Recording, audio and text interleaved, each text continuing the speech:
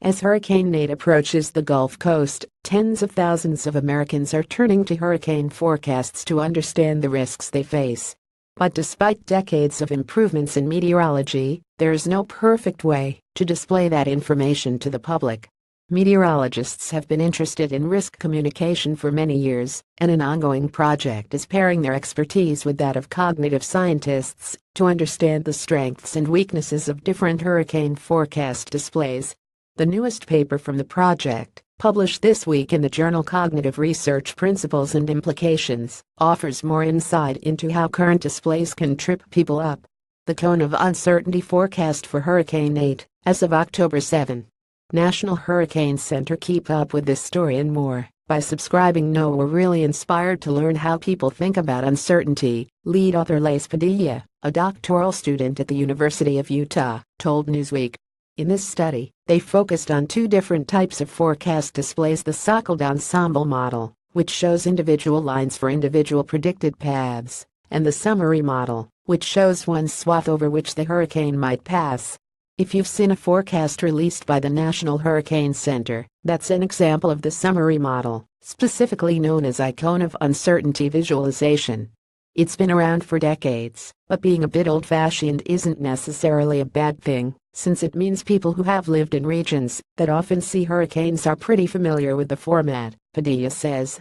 The team had already compared the Cone of Uncertainty with a few variants, like one displaying a central line or one with fuzzy boundaries for the cone, but people tend to parse these variants in more or less the same way, and with the same errors. That can include believing that the storm and its impacts will stay within the cone, even though the cone represents only 67% of historical error. Summary models on the left and ensemble models on the right showing forecasts for two different hurricanes, top and bottom.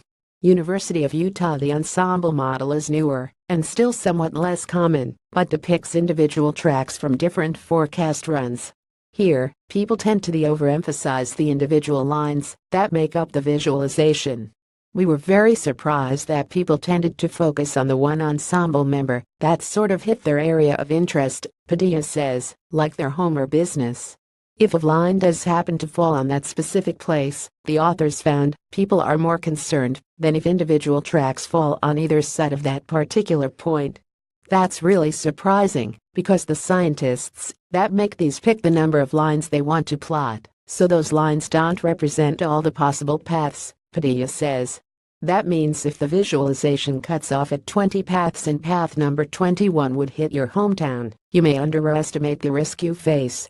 Padilla and her colleagues aren't certain yet what the best solution to the problem will be, since right now it seems that each visualization approach has its own strengths and weaknesses. Animation may be able to address some of the current problems, but may carry its own issues. There's work showing that people tend to forget the information at the beginning of an animation and only remember the last bits that they saw, Padilla says, plus the animation itself can be distracting. Even if meteorologists and data visualization experts do find an ideal way of conveying hurricane forecasts to the public, that won't necessarily mean everyone at risk makes the best decision possible, says Kenneth Broad, who studies human interactions with the environment at the University of Miami.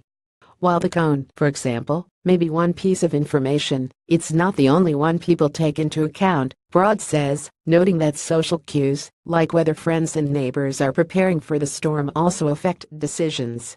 And while these displays focus on where a storm will go, there are other important pieces of information that can't be included, like the intensity of the storm, its size, and what the relative risks of wind and water damage. He says local meteorologists have taken the lead in adapting forecast displays to make them more easily understandable, and in trying to find better ways to convey risk to their audiences. That work also includes explaining what precisely the forecast visualizations show. People absolutely need more information to even understand what's being represented, Padilla says. They need to know what is being shown, because it's just not inherent in the visualization.